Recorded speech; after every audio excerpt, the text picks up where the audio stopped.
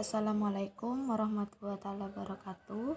Perkenalkan, nama saya Putri Novitasari, NPM 2191000420048. Prodi Pendidikan Ekonomi kelas B, Fakultas IKIP Budi Utomo Malang. Dosen pembimbing Bapak Novi Eko Prasetyo.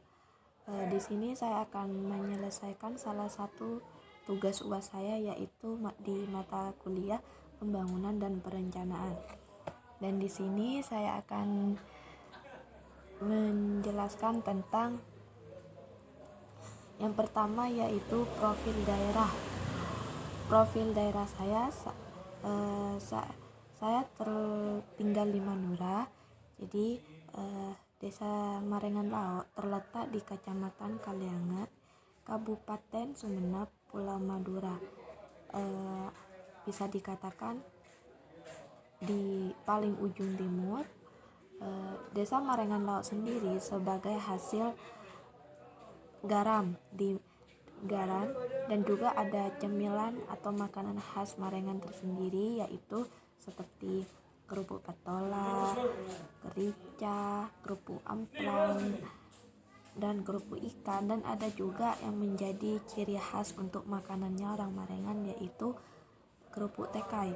Kerupuk tekai ini kerupuk yang paling mahal karena tidak terbuat dari ikan atau apa bahan-bahannya, melainkan menggunakan tumbuhan. Dan tumbuhan di sini yang sangat langka, maka harganya begitu mahal, sekitar 159 kilo sekilonya. Dan juga di Desa Marengan ini terdapat banyak sekali wisata karena berada di paling ujung timur. Desa Marengan ini berdekatan dengan pelabuhan juga sebagai penyeberangan jika orang ingin menyeberang ke Jawa. Dan di sini wisatanya banyak sekali. Kemudian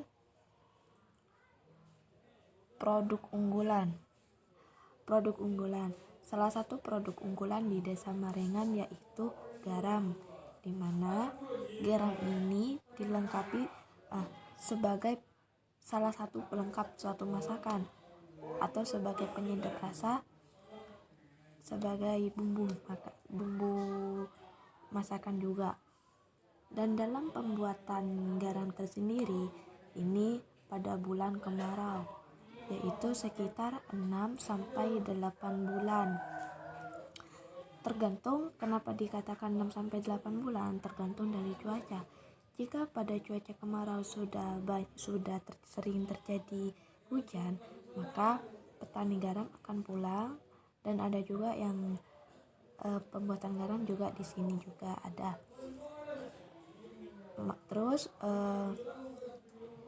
selain seperti yang saya katakan tadi, selain garam yang mempunyai sebagai produk unggulan Marengan yaitu kerupuk amplang. Kalau kerupuk amplang ini terbuat dari ikan, tepung, dan putihnya telur. Tetapi kalau kerupuk teka yang tadi itu terbuat dari tumbuhan. Selanjutnya perencanaan. Pemerintah Sumeneb sudah memberikan penghargaan kepada Desa Marengan, yaitu sebagai Desa Nominasi Penilaian 10 Program Pokok Provinsi Jawa Timur sebagai proyek pilot atau percontohan desa lainnya agar lebih maju. Dan perencanaan pemerintah ini akan membuat talangan atau mantongan, bisa dikatakan seperti itu. Talangan dan mantongan ini akan diperluas agar semakin bisa memproduksi garam. Dan pemerintah juga ingin mengadakan impor keluar kota.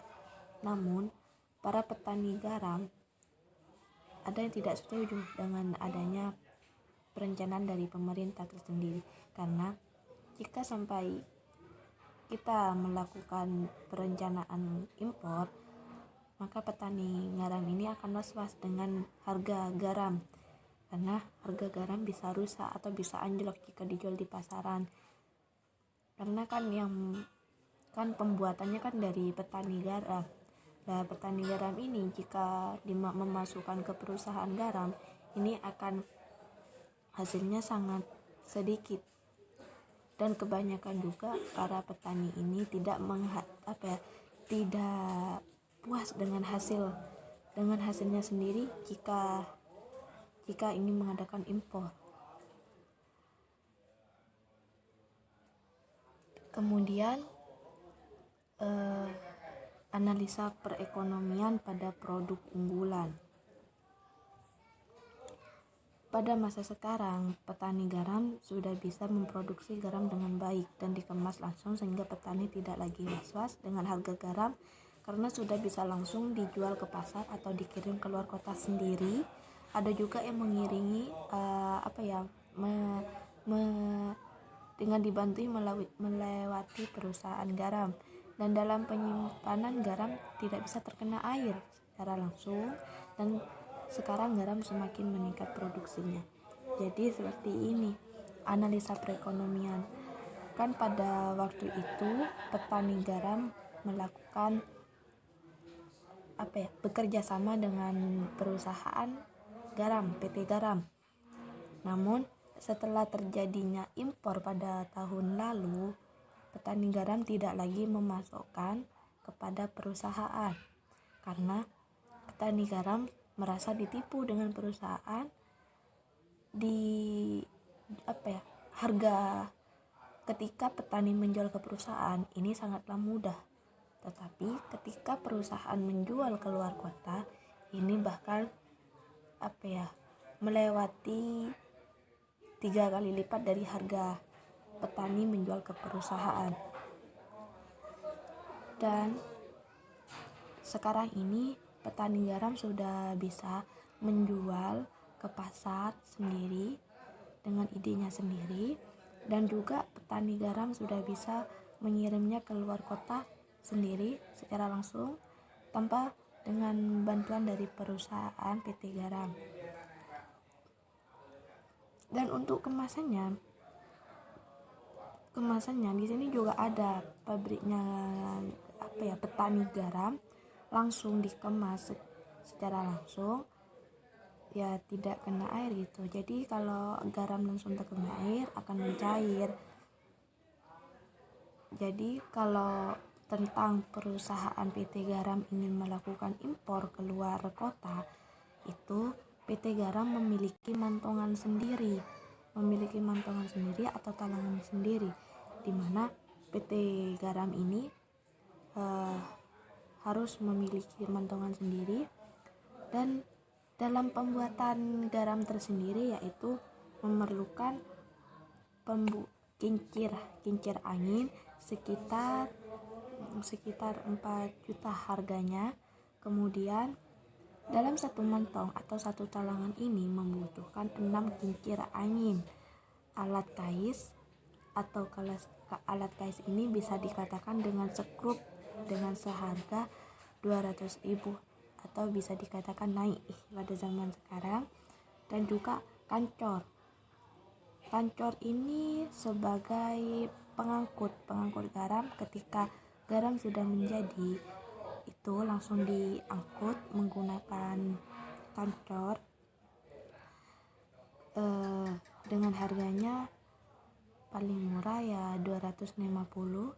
Setelah itu englek atau alat penggerak kincir ketika tidak ada angin seharga 150.000, dan pembuatan mes petani garam sendiri membutuhkan sekitar 5 juta.